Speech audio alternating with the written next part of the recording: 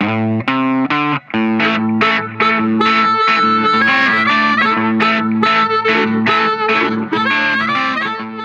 ora koutou. Haere mai. Hello, everyone. Welcome to episode 35 of Only a Podcast. Say hello, Captain. Hello, Captain. Hello, folks. How you doing? You all right? We're all good here. Everything's, as I've just been explaining, it's not raining, which is unbelievable. Yes. And that rhymes as well, which is really good. Yeah. Write that down. Yeah. So yeah, we've got a massive list of stuff today. So it's not going to be special. I don't think, as in concentrating on one subject. It's going to be lots of bits. Lots of bits and bobs. So you're going to have lots of research to do far now after we finish this one. Yeah, have lots of links for you. The Captain's going to have lots of links to find and copy and paste. You'll just be on the internet for the next week. So well, maybe until we come back. So we've been a little do it. while. I think we've been 3 weeks since our last one, which is probably my fault. I've been dead busy lately with work and that. So, but anyway, here we are. I'm sure you've been all right without us. Should we start with a culture catch up? Yeah, we could do that one. Shoot, go for it. Culture, all sorts of culture, all sorts of things happened. Our friend of the show, let's quick plug for our friend of the show, Katie Wright, who's scored herself a fortnightly show on freshfm.net, which is on in Te Tauihi, which is the top of the South Island, so Nelson, Takaka, Blenheim, Tasman, covers that area, but it's on internet. It's on the internet, okay. Freshfm.net, and the show is called Tally Ho, and it is ancient and modern New Zealand music, and she's of an age where she could surprise you with lots of new stuff that you've not heard, and also keep you all warm and fuzzy with some old classics, and it's really good. And her first show, she interviewed Tiny Ruins. How does she do it? I don't know, but it's great. Cool. So it's fortnightly. It's an hour. It's an hour long. It's downloadable. You can take it with you if you want, or it streams, and it's pretty cool. Cool, so good. Yeah, I will definitely be checking that out over the weekend, and good luck with that, Katie. If you're listening, which you're a friend of the show, so you must be, because you're our only friend, I think. Not true. No. Not true. We'll find out later. Yeah. Cool. Yeah. Now, what else? Well, I talk of catching up. I just have to get this one in. Oh, maybe two things. They're down there. I thought, what should I play today? A few days ago, I know that album from a guy called Howe, Gelb. And we were talking about box sets in the Downsize thing last week, and we'll do some more Downsizes in a minute. But I went up to my shelf and I pulled off Howe Gelb's Snow Angel Like You, with Snow Angel Winging It, which is the live version of the album that they're in. Okay. And there's also a DVD with a documentary in it. And I realised, and I did know, but I'd forgotten, just how great this was. It was released in 2006. And I can't imagine anyone being not liking it. It's a new one on me. A bold statement. But I'll wait for your link in the show notes. should you have a penchant for these particular artists, and I list them: Hank Williams, Jonathan Richman, Dire Straits, Bob Dylan, Lou Reed, ZZ Top, Alabama 3, and the old blues stuff like Reverend Gary Davis and all that kind of stuff, plus gospel staple singers and all that kind of thing. This Howe Gelb album, Snow Angel Like You, is for you. It's great. Who is he? Is he married to someone? I'm not sure about that. He was the leader of a band called Giant Sand, and he's done a lot of offshoots, and he's done a lot of solo albums. And this particular one came about when I think he heard the various gospel choirs and thought, hang on a minute, I could do some stuff, and they could well fit in with. And the DVD on the box is sort of about the journey that he went through to get all this stuff together. It's brilliant. Cool. It's well recorded. We'll check that one out. Sound. Good. What have you got? I've got, a few bits on my culture catch-up. Regular listeners will know I've been trawling my way through Breaking Bad. About 10 years to the party. This is a late review. It's good. Finished it. Finished Breaking Bad. It's good. Yeah, it was really good. When I got to the start of the last season, I thought, I don't know if you need this last season. And I think it was probably the weakest of the lot, but it tied up. The story tied up nicely. And I went on to watch, they made a follow-up kind of spin-off movie called El Camino, which follows the one of the characters after the movie ended. So I watched that as well, which was all right. Also finished Happy Valley, which was splendid. Yeah, I've always, again, known that was splendid. I was late to the party there with that one, but brilliant stuff. And started, and Ted Lasso, that I think we're almost probably the last episode, maybe this week, of the third series. So I'm almost at the end of that, but I'm up to date. I'm not 10 years behind with that one, like I am with the others. Probably going to go back and go back to Peaky Blinders after this, because I somehow didn't see the last season of Peaky Blinders. I missed it somehow. So need to get up to speed with that as well, because that's so brilliant. Slow Horses on your recommendation. Yep, done season 1. Yes, good stuff. Some great performances. Some really good performances in there. It's one of these, it's not the sort of thing you would traditionally have seen on the BBC, right? One of these sort of British spy MI5 kind of dramas. So it's one of those. But yeah, very well done. So that's good stuff. That's me TV stuff.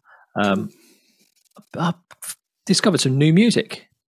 Go on. You heard me. New music. See, we haven't done that for quite a while. Sort of thinking back, we haven't actually mentioned any new stuff. No, but I've got a great recommendation here. It's not secret. I think it actually went into the album charts at number 1. But anyway, I came by this from listening to a podcast called Proper Mental, a mental health podcast, and they were interviewing Tom Rylance and Katie Lloyd from the band The Lottery Winners. I'm sure you've heard of. I'm sure you know them. I've heard of been around a couple of years. Sort of grown up British indie music, really, I suppose you'd call it. Well, they've just released a new album. I don't know if you've come across it yet. No. Oh, it's a belter. Yeah. It's kind of it's a concept album. But that sounds really wanky when you say that, but it's called Anxiety Replacement Therapy is the name of the album. Okay. And it's kind of a concept album insofar as all the songs are about mental health and different stages of mental health and all that stuff. But that sounds really dreary. It's not. It's upbeat, really cool indie music. But there's some brilliant collaborations on their vocal guests: Shaun Ryder, Frank Turner, and Boy George. And they seem to have released the Shaun Ryder and the Boy George one with a single. So there's videos for them as well that you can find on YouTube. But it's a stonker of an album. I haven't really found a new album that's got me like that for ages. So highly recommended. Yeah. Last culture catch up really. Started a new book. For those not looking on YouTube, I'm holding up a copy of John Cooper Clarke's memoir, I Want to Be Yours, which, Captain, I think you've read that, have you? Yeah. Yeah. So I've just started on that. Early days yet. Really good. But it's great because it's so clearly written by him, because as you're reading it, you can hear his voice in your head reading it. Just the way he weaves the words, it's beautiful. It's great stuff. So it's certainly great. Yeah. It was memory fails, but I'm going to stick to this one. He was the first person I ever saw on stage at a gig. I think. Wow. I can't think it was further back than that.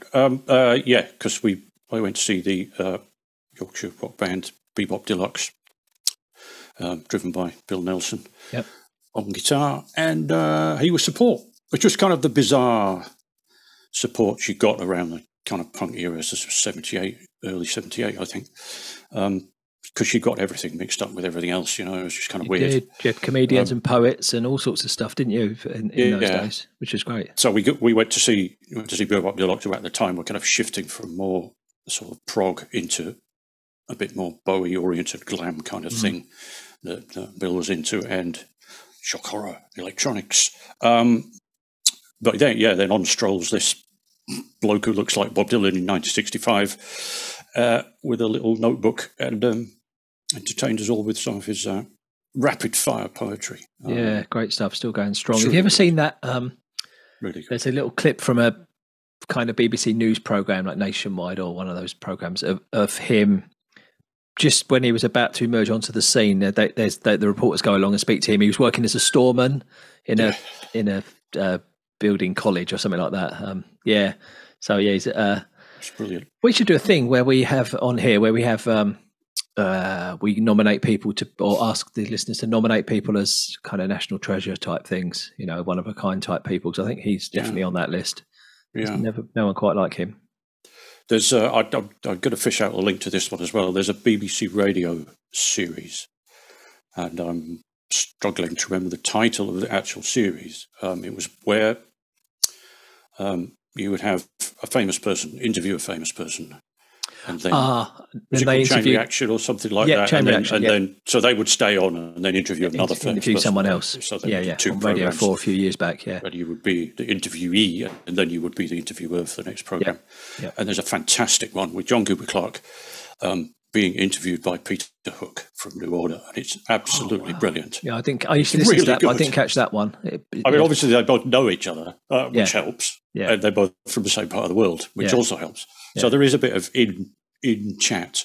Yeah. But it's hilarious because they just bounce off each other fantastically well. Hopefully we can find that somewhere. Fish out a link to that one. BBC Sounds or somewhere. It's on BBC Sounds, I'm fairly sure. I've listened to it a few times now. It's so good. Oh, right. Good one, yeah. Really great. Yeah. Wow. Yeah, so, all that really has been going on for me over the last couple of weeks. Yeah, cool. Yeah. I've got a fact. I never put this fact in the previous shows, and it's only really short.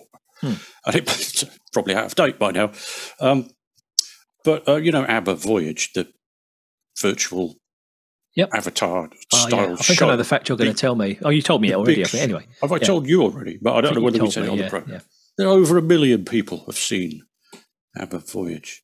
Amazing, eh? Which is, I think that's pretty amazing, yeah. I heard a lot of people were complaining about how loud it was. Because you can hear the drums from Nando's. Yeah. Thank you. Yeah, I hear it's quite an experience. I'd like to see it one day, but we've talked about that before, haven't we? So might come this way, but anyway, sound. Yeah. What have we? Let's do the downsizes that we accumulated. Yeah, we've had a couple more, eh? Great stuff. Last time, one. Phil Walter, New Zealand's finest beer reviewer, amongst other things, sent us his downsizing requirements. What do I mean? No, I don't know. I'm just for new listeners. Downsizing is the scenario is you've been forced to move to a tiny little house and you've got no streaming services, so you're allowed to take one movie, one TV box set, one album, and one book. And we've been asking people to write in.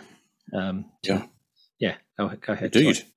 Phil's film was Das Boot, the wartime submarine drama. It's a laugh, which I'm pretty sure I've watched, but a long time ago. His box set was the original series of Star Trek, Shatner, Nimoy, DeForest Kelly, and all those fellas. Wow. And why not? Go along with that. Yeah, why not? I'd quite like to see that. His album was The Mighty, Station to Station, by David Bowie. Yeah. Hands down, above everything else, says Phil. As we've said before, you could pick any album from that 15, 20-year period, couldn't you? Any Bowie album. Right, yeah. And his book, which was a New Zealand sort of classic called Came a Hot Friday by Ronald Hugh Morrison. And I think one of the reasons Phil's picked it is that he's never been able to finish it. Yeah, we've talked about it before, haven't we? So if it's the only one you're allowed to take with you, then why not? Good luck with that, Phil. Yeah. Keep going, Phil. You'll be all right. We can do it.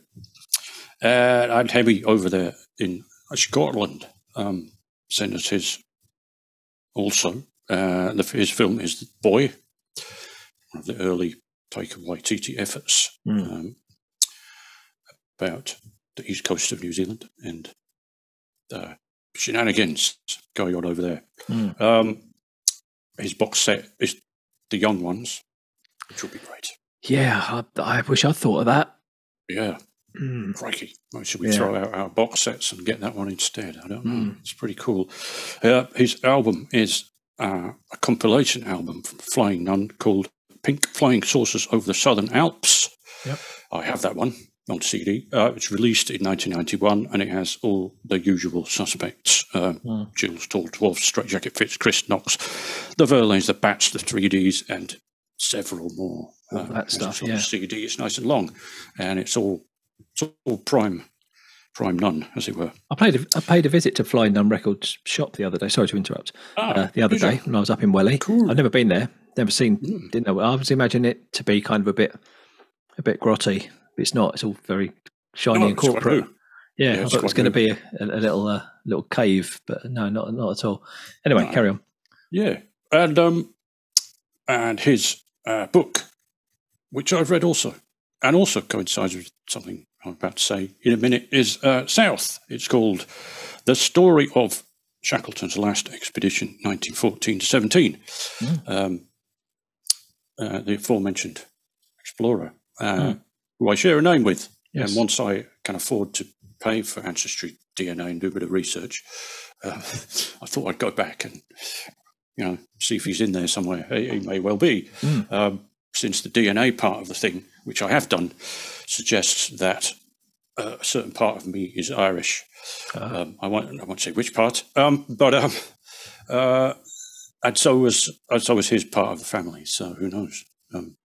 And there's the documentary, which is in the New Zealand top 10 at the moment. The documentary film about him. I don't know anything about him. I have to say, I've not seen anything or read anything about him. I probably should.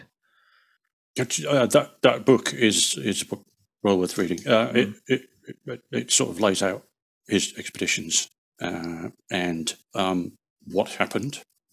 Of course, the things that went wrong, the things that came out of it, and the sort of character of the man himself. He was a phenomenal leader. I mean, he could persuade these guys to freeze to death, basically, and they would be happy doing it. It was just amazing. That's an amazing story. A sea journey to rescue his team after the Endurance had sunk underneath the ice in the Antarctic, with 800 miles in a boat the size of a shoebox, basically. Wow. going to South Georgia in 800 miles of the Southern Ocean. They got there. No spoilers, obviously. Of course they did. But, they got there. Apparently, when they got to the wrong side of South Georgia, they had to walk over the top, another 25 miles over this massive mountain. Yeah. When they came down to the whaling station on the other side, the whalers didn't quite know what they were, because nobody had ever come down there before. Yeah. And they were all black. And, they washed for like a year. Yeah. And they came in and they thought, oh, my God, it's like ghosts coming down the hill. Anyway, that's just one little bit of a tremendous tale. Oh, I'll have to get that book. Yeah, I might go for that next. Just great. Yeah. And maybe you're top man. I mean, it's well worth reading. Yeah, terrific stuff. Good. Cool. Yeah. What else you got? I've got. I'm not going to call it a rant, but I've got a question. I'll go have one of those in a minute. But about underpants. Yes.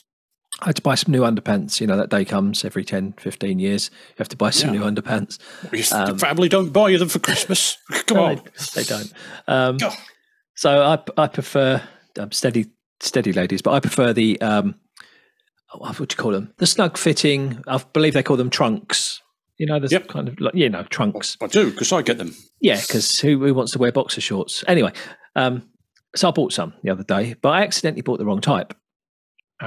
I bought the ones without the fly hole flap at the front. No fly hole flap at the front. Then I got to thinking, who the hell buys them without fly hole flap at the front? Because it's really difficult to function without the fly hole flap at the front. So, lads, if you're listening, do you buy the ones without the fly hole flap at the front? And give me good reasons why I should.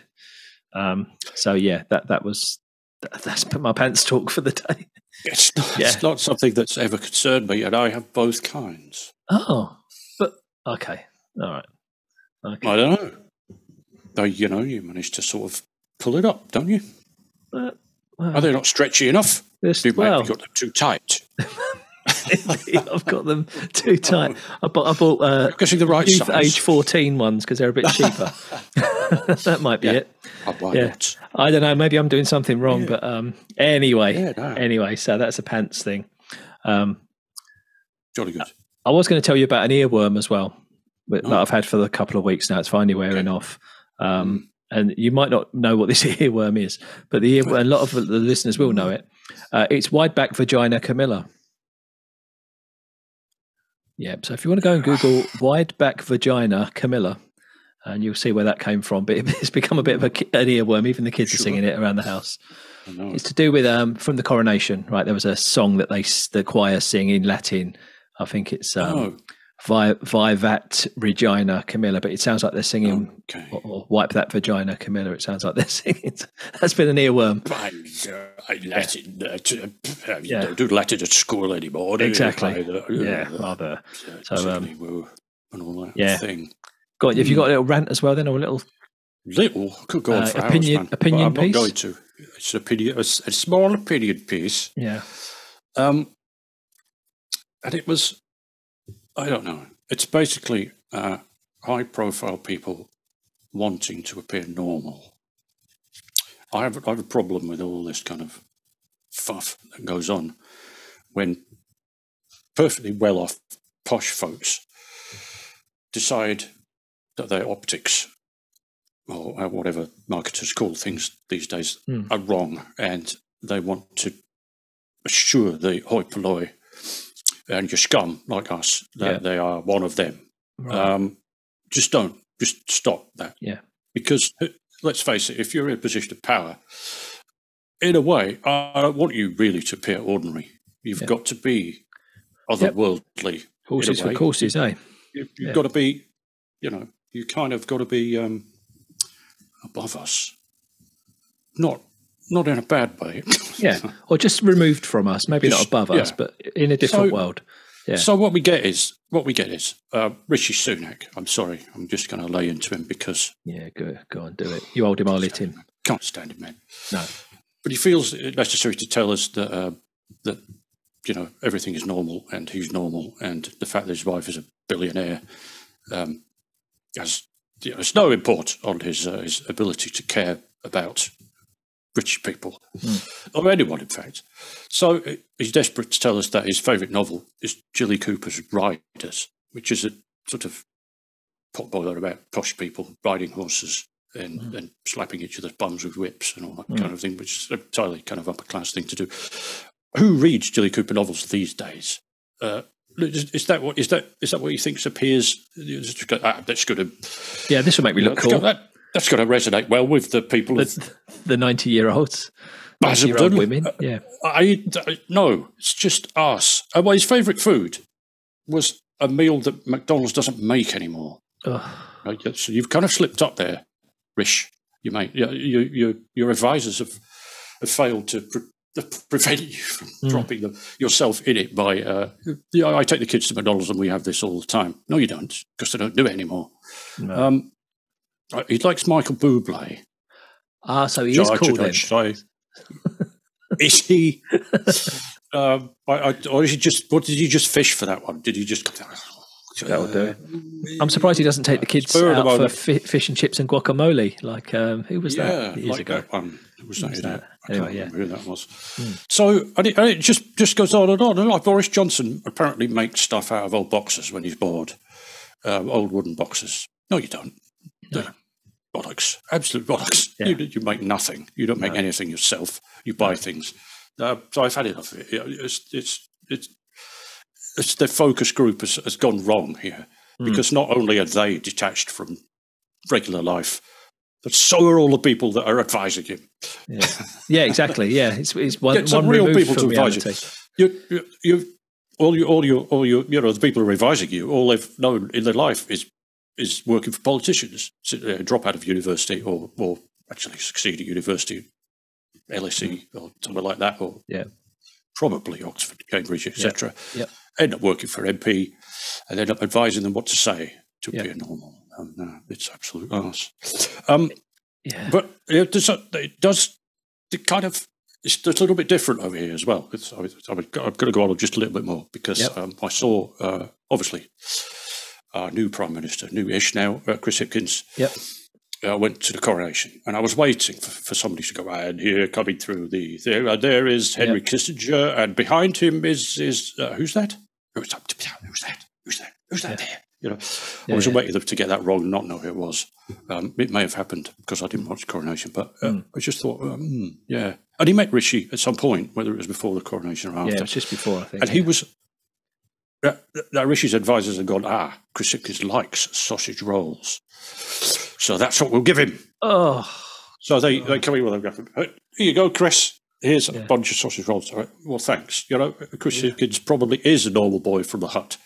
Yeah. And he has told us about the bakery where he used to go and get the sausage rolls, and it is still there, and they still do them, and all that kind of thing. So I'm kind of believing that one in a way. Yeah. But the thing I don't like about that one is, okay, we are your colonial masters, and we will feed you your native. We will show that you're just down there because you eat sausage rolls. Yeah.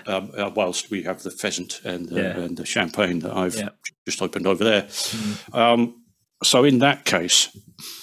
I think it was a case of bathing in the reflected ordinariness of Chris Hipkins. Rishi went, oh, great, that's brilliant. We can go to Greg's. Yeah. We can go to Greg's and I can eat sausage rolls with him. Great opportunity. I'm with you on that one. Yep.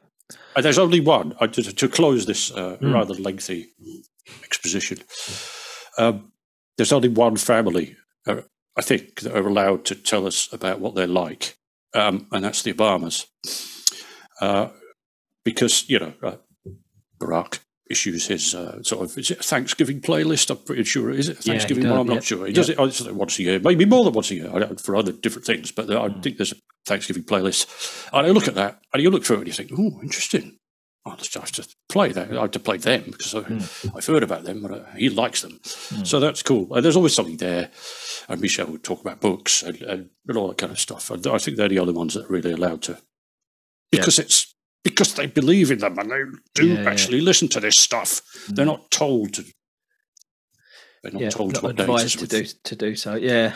They like so good point. Good points, well made. Yeah. Right, we're running a bit short on time, so we've got some. Sadly, we've got some RIPs to do. We've always got some RIPs to do, it seems. Although whenever we do them, I always say, I've said a few times, why is it always really good people that die? Never shit people that die. Well, a shit person has died in the last couple of weeks, but we won't go any further than that. No, but yeah, a couple of legends really we've lost. So Martin Amis, who we have talked about before, a giant of modern literature, I suppose. I think back in the 90s, I probably read all of his works. I'd like to go back and revisit them, but I think we lost a box of books somewhere in our move because we've got a load of books that we just can't find. Whoa. So I reckon we lost a box of books, which is really a shame. So yeah, there you go. Andy Rourke, the bass player from the Smiths. Yeah. Again, you don't always take much notice of bass players, do you, until something like this happens? And all of the tributes have been huge, really, even from Morrissey himself. And you go back and listen, and you think, oh yeah, of course, because it's a three-piece band essentially, isn't it? And you got Johnny Marr doing his thing, and there's a big gap there underneath Johnny Marr being above the drummer, and he filled it nicely.